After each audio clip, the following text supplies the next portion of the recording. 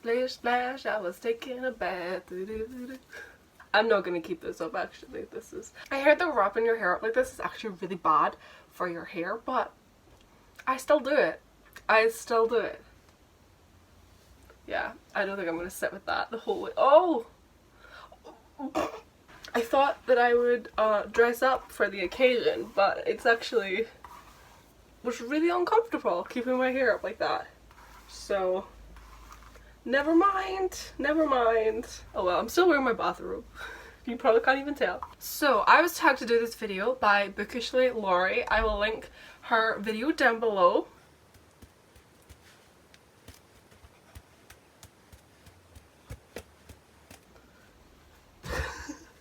So I've kind of just come up with these on the spot. I actually forgot.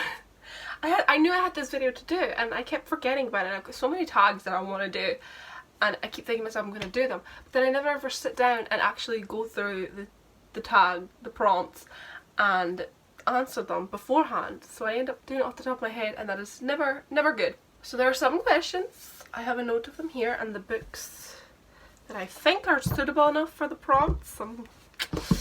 I struggle to do these I love these idea of these tags. Whenever I watch them I think, oh, that's such a great tag, I'm gonna do it, but then every time it comes around to me actually doing it I can never find books for the prompts. So here we go. Okay, so first question is Hot Water, a book where the characters were in danger.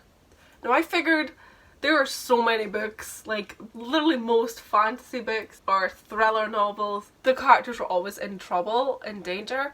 So I wasn't sure what to go for this one, but I decided to go for The Familiars by Stacey Halls because the main character in this is, she's pregnant. She thinks that if she has this child she may die. She's lost all of her previous children, or she's had miscarriages all the other time she's been pregnant, and she seeks help from a woman who she meets in the forest who's quite, you know, quite spiritualistic, or she's into her herbs and her potions, her home brews.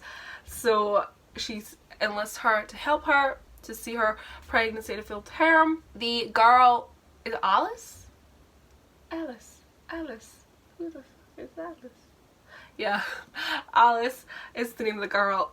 She gets accused of witchcraft. Our main character is sort of like in trouble a couple of times, but she puts herself in danger. That's the difference. She puts herself in danger, but one of the other characters, Alice, who I really liked, was in danger. She gets accused of witchcraft, and this is set in 1612. So yeah, you know what was happening. You know what was happening back then. You know what was happening to people who were accused of witchcraft back then. This was a pretty good book. I think I gave it 4 stars. I enjoyed it. The main character I didn't like so much, but it was... the rest of it was pretty good. Next up is Bubble Bath, a character too pure and soft for the world they were in. I've had a few I thought about for this one, but I decided in the end to go for Every Colour of You by Amelia Mandeville. The main characters in this, there's 2 main characters. There's Tristan and there's Zoe, and they happen to meet in a hospital waiting room. Zoe pursues a friendship with Tristan, who is suffering from depression. He's just being released from a psych ward. Is he? Is he? Yeah. He'd been sectioned, or he'd been psych ward? Do we call them psych wards? I don't know. Zoe pursues a friendship with Tristan. She wants to make his world better, basically. She wants to help him, or she just wants to make him happy. She wants to be his friend. I think at the time I had mixed feelings about both the characters in this book. To begin with, I wasn't a massive fan of Zoe. I'm not normally a big fan of these bubbly, bright characters that are just a bit they're quite quirky. They maybe say really random things. In the beginning I was a bit kind of like, but she grew on me. She grew on me. I was the Tristan, and I was like Tristan in this book. And then Zoe, she grew on me. And I do feel like, given her circumstances, her story, what happens, I don't want to spoil it, she was definitely too pure and soft for the world she was in. Okay, Bath Bomb, a character which changed over the course of a story. I was unsure what to go for this one. I think my problem is as well, like, I feel I forget books once I read them. Once I've read them and put them aside and I start new books, I forget I remember some things, but I don't remember them enough to then start talking about them. But oh well. But I decided for this one to go for a book I literally just finished reading, and that was Queenie by Candice Carty-Williams. I really loved this book. I gave it 5 stars. I thoroughly enjoyed it. I loved the main character of Queenie. She made a few questionable decisions. There were times I was a bit like, girl, what are you doing? What are you doing, girl? But I feel like she felt like a friend. She felt like a friend. I think her antics sort of reminded me a little bit of like my own friends and the way that they carry on, like especially if they had a little drink. Like there were so many times like in this book. I might do a review in this book actually. I'm undecided, but I really enjoyed it. I really felt like Queenie, the person she was in the beginning, you could definitely see her changing, progressing. She did slip with her mental health did decline throughout the novel, but watching her sort of like overcome that and help herself try to get better, it was, yeah, she was on a journey, and I went on it with her, and honestly I loved it. I loved her. I loved this book. I gave it 5 stars. Okay, Facemask. A character who was not what they seemed. I didn't know what to do for this one. I kind of had a few in mind, but I wasn't really sure. So I decided to go for a book that I read a while ago. I don't know if it was, I don't think it was last year, it was like 2 years ago. And it's called I Was Dead for 30 Minutes, Now I Want to Know Why. I remember I first saw this book on BookTube. Somebody was reviewing it, and they thought it was just okay. I read it and I really liked it. I thought it was different. This is from 2016? Wow. I feel like, yeah, a lot of the characters in this were not what they seemed. You basically have like 2 main characters. There's the main character of, what's her name? Is it Becca? Becca, yeah. There's the main character of Becca, but there's also the main character of, what's her name again? I forgot already. Okay, yeah, it's Becca and Natasha. Natasha is, the main plot of this story is there's a girl called Natasha who is found floating in really icy water. She survives miraculously.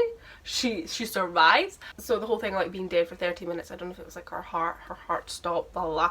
And most of the book is her ex-best friend, or her childhood best friend, who's they're not friends anymore, they're not close, Becca, as well as Natasha. You see it a lot through Natasha's like her diary entries and her conversations with her doctor. It's so hard talking about a book that you haven't read in so long. And it's basically just Natasha's trying to piece together kind of what happened to her. Becca's also kind of just trying to sort of, is Becca even trying to piece together what happened? I think Becca's now kind of dealing with Natasha's sort of come back into her life. She's now acknowledging her. They're acting like friendly again. And there's Natasha's ex-best friends, or no, Natasha's current two best friends are sort of under suspicion of, did they do something to her? There's a lot of like suspicious behavior. Everybody's a bit shady. By the end, there are so many like revelations throughout of like who did what and what actually happened. How did Natasha end up in the water that night? There was so much to this book that I remember enjoying it. So I definitely feel like a lot of the characters in this just were not what they seemed. They were not what they seemed. They were a bunch of shady ass people. No, not really, but there definitely was a lot of moments where it was like, oh. But I can't really think of a lot of others where people were not what they seemed. There's probably a lot of like people, a lot of big characters out there that I can think of. Okay, next was Kondal, a character which brings light / hope. I really could not think of what to go for this. I feel like some of these are more kind of like fantasy aimed tropes.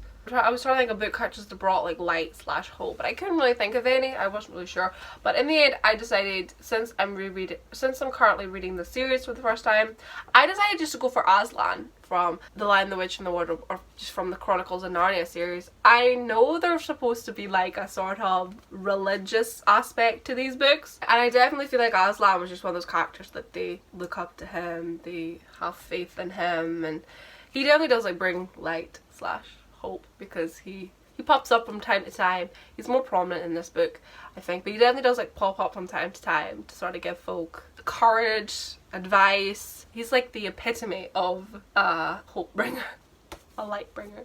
Next up, Wineglass, drunken confession trope, or a character who has a lush lifestyle. I never really thought of the drunken confession trope before, and now I realize, like, yeah, I kind of do love that a little. Like, if somebody is drunk and they maybe let something slip, spill some secrets, we love that. But I couldn't actually think of one. I honestly could not think of a single time where, I mean, it's probably happened in books, I'm not paying attention enough to remember them. So I decided instead to go for a character who has a lush lifestyle. For that even, I couldn't really think. I was very unsure. I was like, I don't know what. Oh my god, I could totally have hung this from my ear. I only have one though. I really couldn't think of a character who has a lush lifestyle. There's probably a lot, but I really just couldn't think of one. So I just decided to go for the Cullens from the Twilight series, because I remember reading once that they were supposed to be like the richest fictional family, which I don't believe that. I feel like Mr. Burns from The Simpsons is probably the richest fictional character ever, because he just keeps getting more and more money. I remember reading something once that said that like the richest fictional family was the Cullens from Twilight, and then it explained how, and I was a bit kind of like, really? I mean, I know they're supposed to be like rich, but I didn't think they'd be like that rich. God. But I feel like, yeah, I mean, they're vampires, and I feel like they do have a lush lifestyle. I can't imagine them like not really enjoying it the same. They probably don't really get to go on like holiday to like sunny places, but they still have nice cars, and they were the first ones that came into my head for a lush lifestyle, so I'm gonna just go for that. There might have been some others maybe. And finally, reading in the tub, a book you could not put down.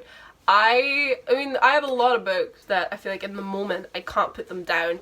Probably if they're thrillers. I mean, Queenie, I was determined to know how it ended, because I was just so, I think about halfway into it, I was kind of like, I was trying to decide how the book was going to pan out. So I was like, I really want to know how this ends. Like, is she going to get a happy ending? Is she not? Is she going to find her true love? Is she not? Like, what's going to go down? So that was definitely like a book I couldn't put down, but I wanted to go for something different, and I couldn't really decide, because I feel like most books, yeah, when I'm in the moment, when I'm reading them and I can't put them down. There's been a few books lately that I've been like reading in a day, because I'm just determined to see them through and see how they end, because I just want to know how they end. But I decided to go for I Am Watching You by Teresa Driscoll.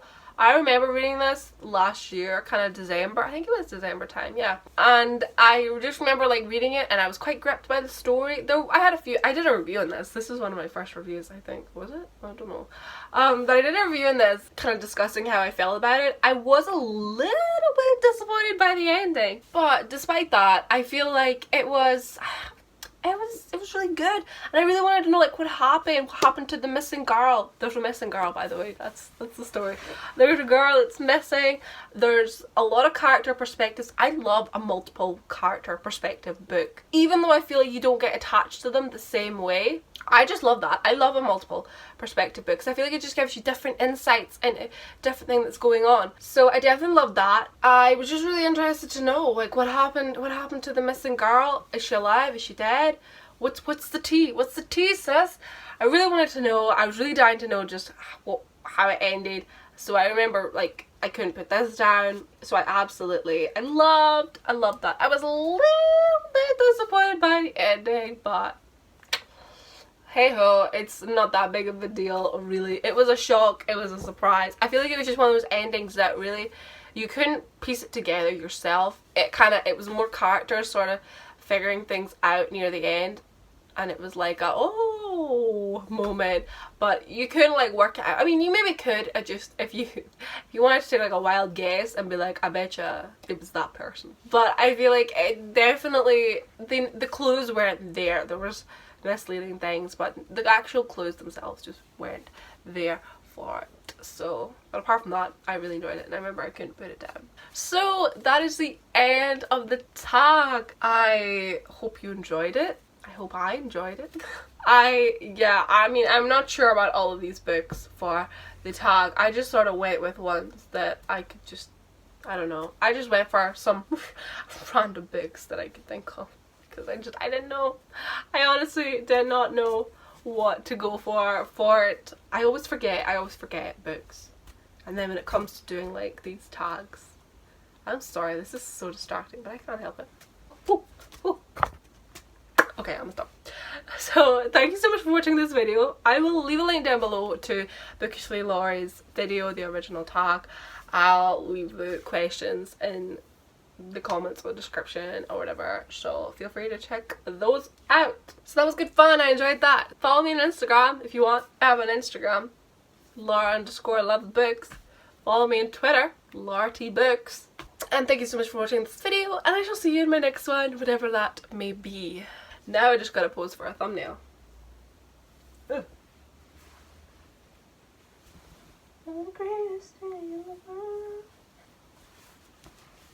Why is this so hard to do when like my hair's dry? It's like the weirdest feeling. Oh, can you see my roots? I hope not. Let's get a thumbnail now. I will just be like